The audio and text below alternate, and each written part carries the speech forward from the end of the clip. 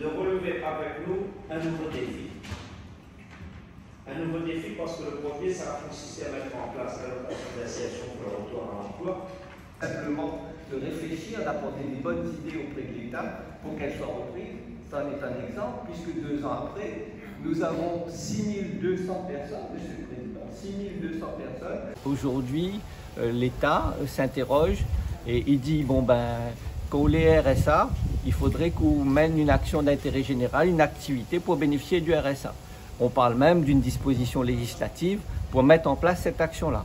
C'est dans le débat national actuellement, là, aujourd'hui.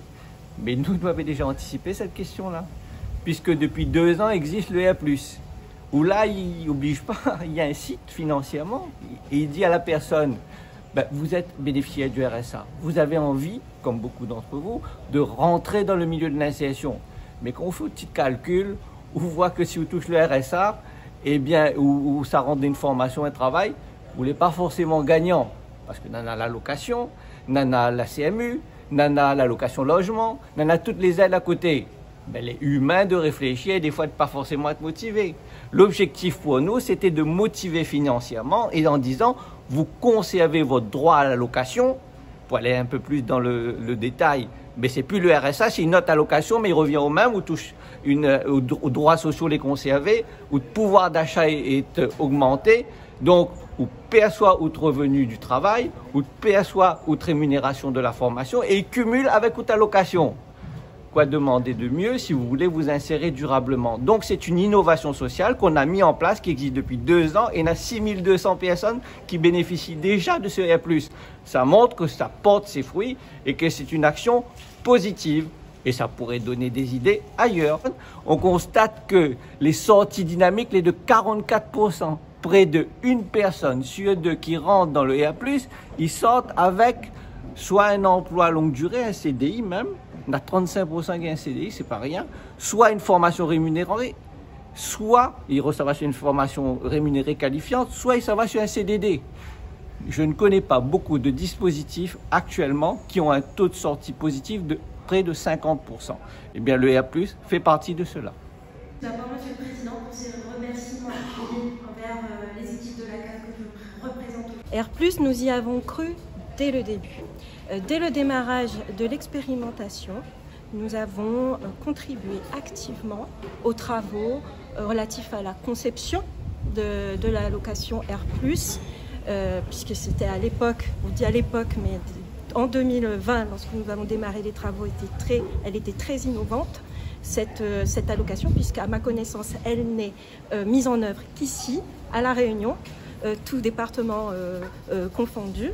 Et nous contribuons aussi à son versement, ce qui a nécessité pour nous une adaptation déjà technique de notre système d'information, une collaboration très intense entre nos équipes, caisse d'allocation familiale et département, et un suivi régulier des statistiques de versement pour le compte du département.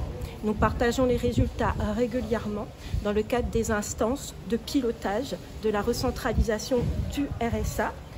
En effet, depuis le 1er janvier 2020, la CAF de La Réunion est en charge de la gestion du droit au RSA et des droits connexes, de la mission orientation, c'est-à-dire l'orientation du bénéficiaire vers le référent unique, donc pour le compte de l'État, mais aussi de l'accompagnement des bénéficiaires de RSA majorés, c'est-à-dire les familles monoparentales. La plupart du temps, ce sont des femmes, donc seules avec des enfants. Et à ce titre, dans le cadre de cet accompagnement qui nous est confié par la loi, nous mobilisons des solutions d'insertion de nature professionnelle ou sociale. Et RA+ fait partie des solutions que nous sommes amenés à mobiliser dans le cadre de l'accompagnement que nous proposons à plus de 2800 maintenant bénéficiaires qui ont signé un contrat d'engagement réciproque, donc signé par la CAF et pour ces bénéficiaires de RSA majorés. Le rôle de Pôle emploi dans ce dispositif est surtout un rôle de sensibilisation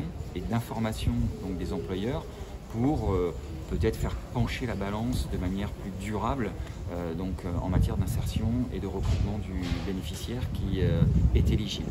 Là encore, ça répond à des critères qui sont examinés par ailleurs par les services du conseil départemental.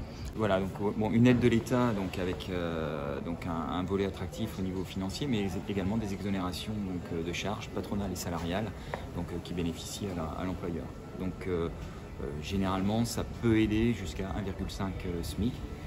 Et aider à un recrutement qui peut se faire en contrat à durée déterminée ou en CDI.